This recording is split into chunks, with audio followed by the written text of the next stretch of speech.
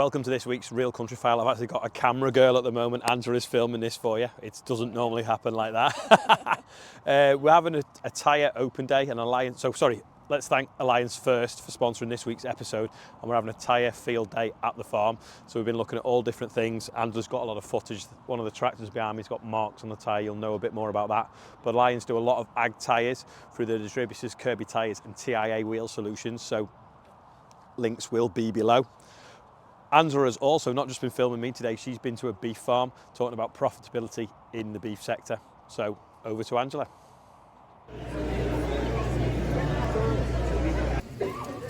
Well, surprise, surprise, I'm out on a filming assignment again for the Real Country File and it's absolutely chucking it down.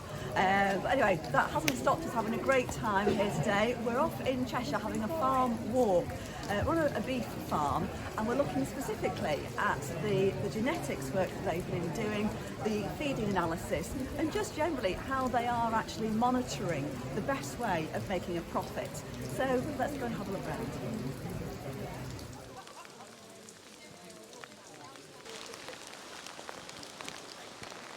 And what we're really looking at here is feed efficiency.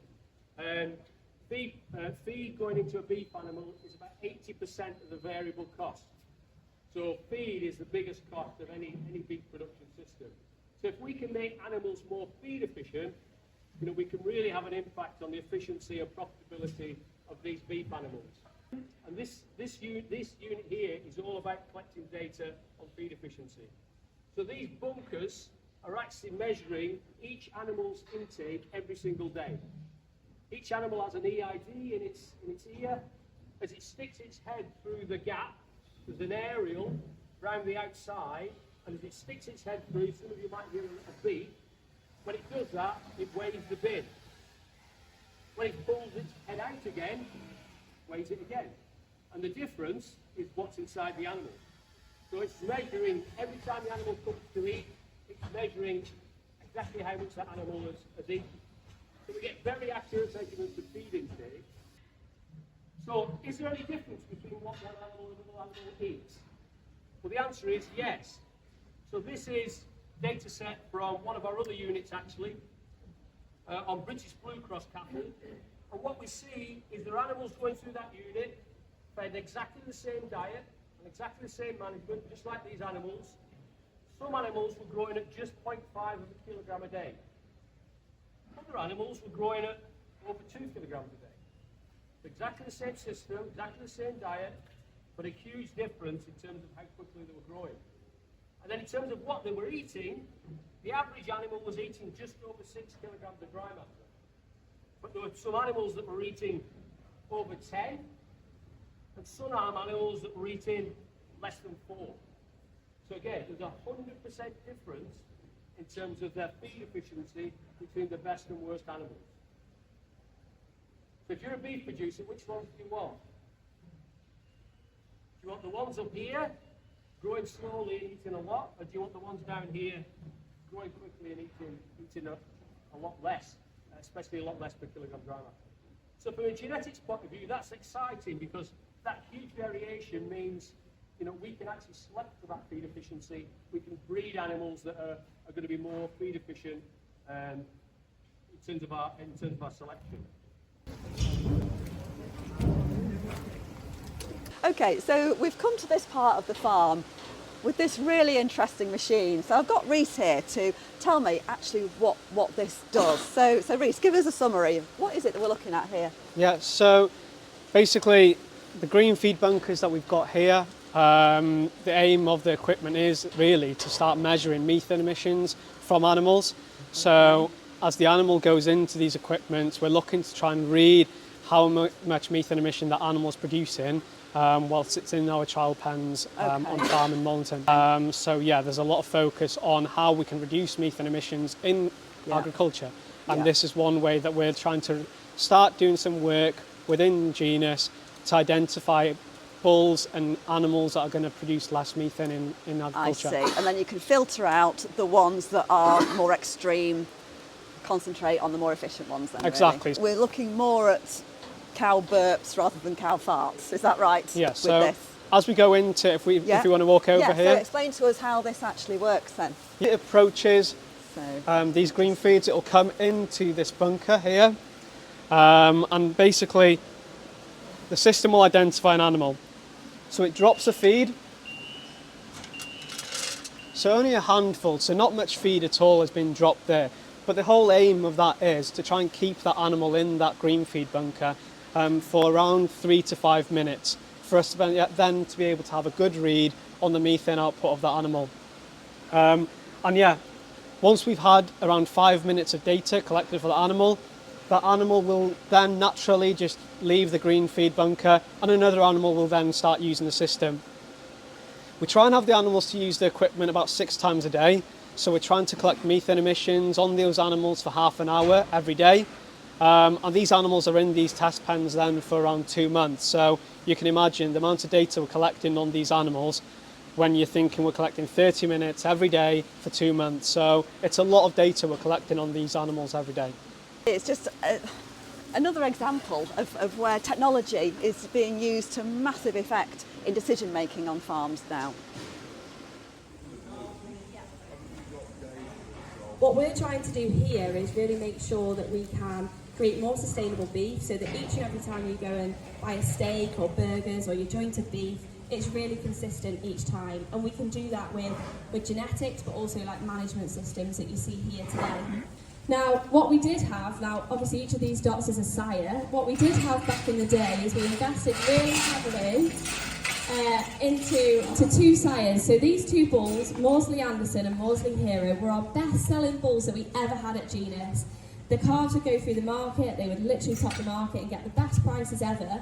But when we tested them, all their progeny and all their calves through a system like this, we saw that actually their progeny weren't hitting the slaughter weight, so they weren't getting to 320 kilos until over 500 days.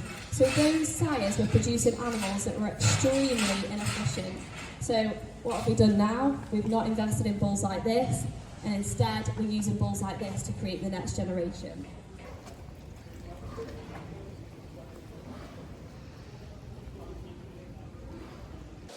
Well, I need to say thank you very much for coordinating today to Lloyds Bank, the NFU and Genus and Meadow Quality. And of course, the catering, we're dining on beef baps, so you can't get better than British beef.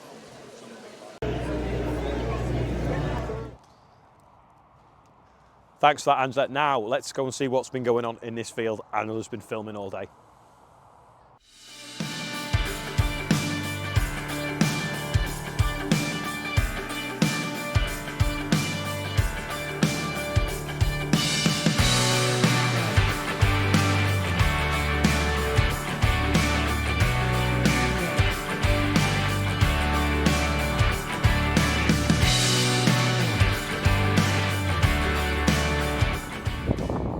If we have a footprint that can distribute the pressure and so the load on the ground properly, we will have a less compaction of the soil. But this a lower pressure can help also on other aspects. For example, the fuel consumption, because if we have, and the grip, because if we have more grip, so more surface of our tires in contact with the ground, we have for sure more grip. And if we can transfer all the powers that the machine has in the proper way to the ground, we can move the machine easier, and we will earn because the fuel consumption will be less. With this test, we show the difference between, again, VF tires at the pressure of 0.8 bar, 8.7 psi, and the Hagerstar 2 at 2.5 bar. As you can see, the layer in Hagerstar 2 are being modified till the 3rd or 4th layer. Instead, for the VF tires, the modification of the layer remains to the second layer. So it means that, as I already said, in this case, the compaction of the soil. Oh, thank you for the support. Yes. In this case, the compaction of the soil will reach the layer, the bottom layer that will never touch with the plow or with the machine. Instead, with the VF tire, we will remain on the surface, and we can act on only on the darker layer of the ground. So the compaction will be not permanent if we work with, for example, a plow. This is showed also if we look the footprint, as I already said in the other station, we can easily see how much is the difference between the depth of the footprint. If we gain a compaction of the soil, the roots of the plant make more difficult to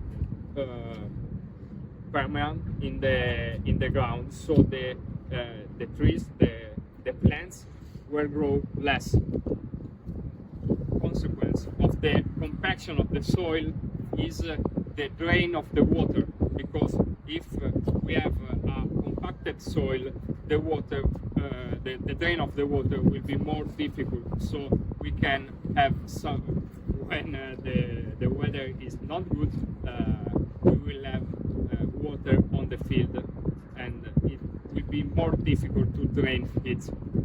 So the time for work is longer, because we have to wait that the water drain off. No, but we've done some testing in Denmark just to see what it does, because if you sell a tire and you have to sell a more expensive tire, you've got to explain to the customer why you should spend more money, right? And there is a reason, because what Andrea already mentioned is that when you see the layers compacting, you're not doing the soil very good. So with more extreme weather, the water management of the soil is compensated. So when there is a lot of water, the water cannot pass because the soil is compacted. So when there is a lot of water, the water cannot go through the field, so your field is getting wet. On the other hand, you only have a small layer that can contain moist. So when it's very dry, your soil will not keep the moist, which in this environment at the moment with our extreme weathers is becoming an issue. Having that said, only the fact that the soil is compacted in terms of rooting of the plant, it does something with the yield. And what we've done in Denmark is tested with standard radial and VFs, and we've seen 10% more yield in the tracks than with the compacted track. So that is 10% more yield. If you look at the total yield on the field, it was on the total field a plus of 2%, which is money. You can translate depending a little bit on what you grow, but you can convert that to money. In that case, it was 35 euros per hectare. In that case, it was 35 euros per hectare. That is correct.